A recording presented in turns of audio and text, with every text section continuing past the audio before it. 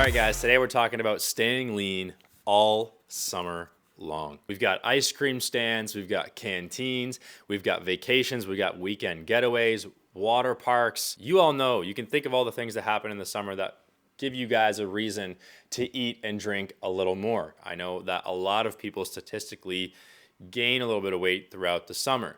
I know many summers in the past for me, that has been the case. You know, start off the summer quite lean because you're like dieting through the spring, getting ready, you want to make sure you're in shape. And then by the end of the summer, that's all gone, right? So how do we maintain a lean physique? How do we still see abs early September when it's still warm out and we're on the beach? That's the goal of today's video. Without further ado, let's get into tip number 1. Reduce screen time. Now that might seem a little bit obvious, but reducing screen time automatically encourages you to find new things to do.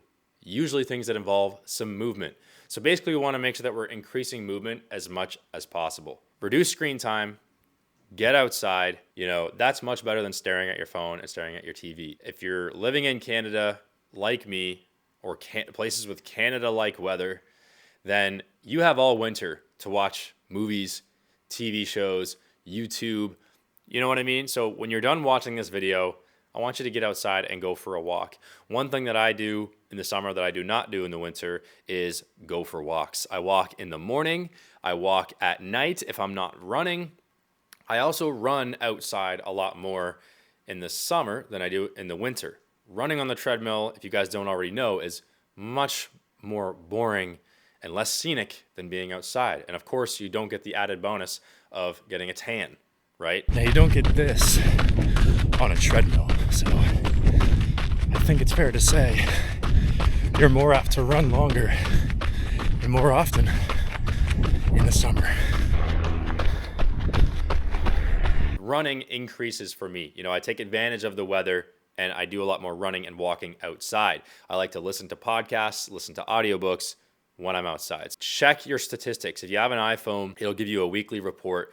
You want to make sure you're seeing that go down. And if that's going down, that most likely means your activity levels are probably going up. Number 2, when it comes to your diet, you still need to keep some boundaries. Now, of course, your diet should always be flexible. You should never overly restrict yourself when you're eating normally, right? If you're trying to diet for a specific outcome or some sort of event, yes, maybe you want to have some, extra restrictions that you don't typically have for a short period of time to make sure that you perform well at whatever it is you're trying to achieve. But if you're just trying to live your life and have a fun summer, stay flexible, but find some specific boundaries that help you reduce your calorie intake. And another thing I like to do is to make sure that I'm not consuming calories from other beverages like juices, smoothies, milkshakes, all these things that can just not really fill you up, but give you a ton of calories. But you've got to figure out what your boundaries are, and you've got to make sure that you can stick to them. If you can't stick to them, they're probably not good boundaries for you. Maybe it's not eating until noon in the morning. Maybe it's sticking to just lean meats and vegetables through the week and then letting yourself go haywire on the weekend. At the end of the day, you've got to figure out some boundaries that you know you can stick to that help keep your calories down. Tip number 3. Again, when it comes to nutrition, tip number 3 is to make sure that you do not have any snacks in your cupboard that you can't control yourself around. Number 1 for me, cereal, Frosted Flakes, Crave with milk. My goodness. If that was in there right now, every night I'd be after it, right? And I recently realized beef jerky. I tried to find some snacks that I could keep in there. I realized beef jerky, I can't control myself around it. I either eat the whole bag in one sitting or I'm digging into it multiple times per day. So it isn't really that effective. Even though, yes, it's lower calorie than chips or ice cream, it's just not ideal. Cookies, again, for me, I can't have cookies. So whatever snacks you can't control yourself around and you know what they are, just keep those out of the cupboard. And if you're someone with kids and you're like, these are my kids' snacks, I can't get rid of these, you got to think about if you're avoiding them for your own health, your kids should probably not be eating them either. I think that's pretty much common sense, right? A lot of kids' snacks are just glorified candy. It's the way that they market it to you, right? This is a snack for school, even though it's just fruit by the foot and Gushers. If you can't control yourself around them, then neither can your kids, and your kids aren't benefiting from them either. So just do not buy them. Lay your foot down and start feeding them some healthier snacks as well as yourself, right? Do not skip just because it is nice. Don't use the weather as an excuse. The weather doesn't dictate your progress. Of course, if you're a gym lover, that's not really going to be an issue for you. And you might be thinking, that's kind of a weird tip. The majority of my clients will tell me, not the majority, but a good chunk of them will tell me, I had some landscaping, yard work, gardening, I had to mow the lawn. That's my exercise for the day. That's great. That's all extra exercise. That's the way I view it, is like, oh, if I got my workout and did that, that's just that many more calories burned. You have to remember that over time, your exercise is like the baseline of what your body's physically capable of. And if you use gardening and mowing the lawn as like your baseline, then that's all you're gonna be able to do. It's kind of like a similar post that I made on my Instagram a couple of weeks ago about doing the minimum versus someone who does the most. A lot of people are doing the minimum amount of work, expecting the most in return, expecting the same results as someone else who's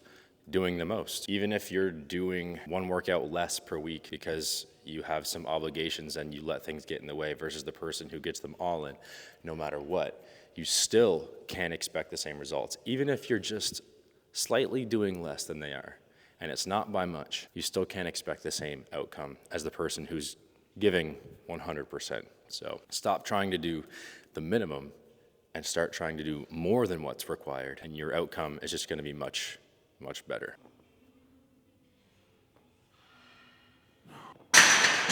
There's no summer activities or outdoor activities that are gonna give you that, so just don't skip. And tip number 5 is kind of going back to what I touched on already, is summer alcoholic beverages. You need to be mindful of how often and how much you are consuming them. So if you're someone who drinks a lot of alcoholic beverages, change the choices that you have, right?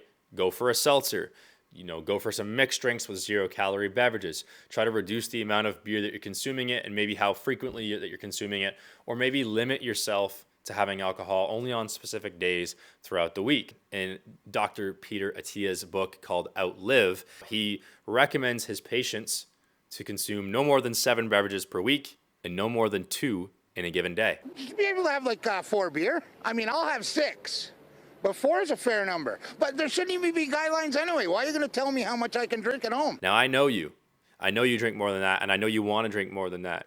My rule specifically is Sunday to Thursday or Friday afternoon at least, no alcoholic beverages. That limits me to 2 days a week, basically Friday night, Saturday, that I can have some alcoholic beverages. It really comes down to the quantity.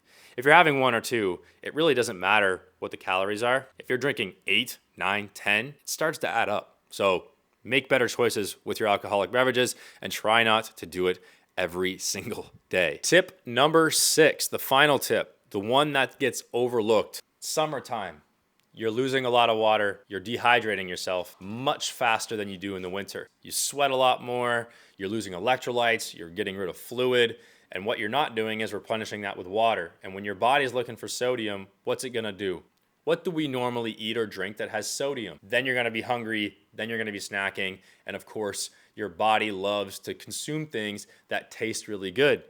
This tastes good, this has sodium, let's consume that versus just a plain old glass of water. Make sure you're carrying a 1-liter water bottle around with you at all times. And the reason why I say 1 liter is because it's easier to track. If you're aiming at 3 liters or 4 liters, like as you should, then all right, I just got to drink 3 of these, 4 of these. Makes it easier to track. Not to mention, 1 liter is a pretty good size it's a pretty good size water bottle that holds a lot, so you don't have to constantly be refilling it up. I find when I'm using just like a standard shaker bottle, which is like, I think it can range from like 640 to 750 milliliters or something. It feels like I'm constantly looking for a place to fill it up, and you run out in inconvenient times. And when you're dehydrated, you get snacky, you get hungry. And I would highly recommend getting an electrolyte supplement as well. A lot of the tips that I'm giving you today are based on preventing calorie consumption and increasing movement. What does that sound like to you?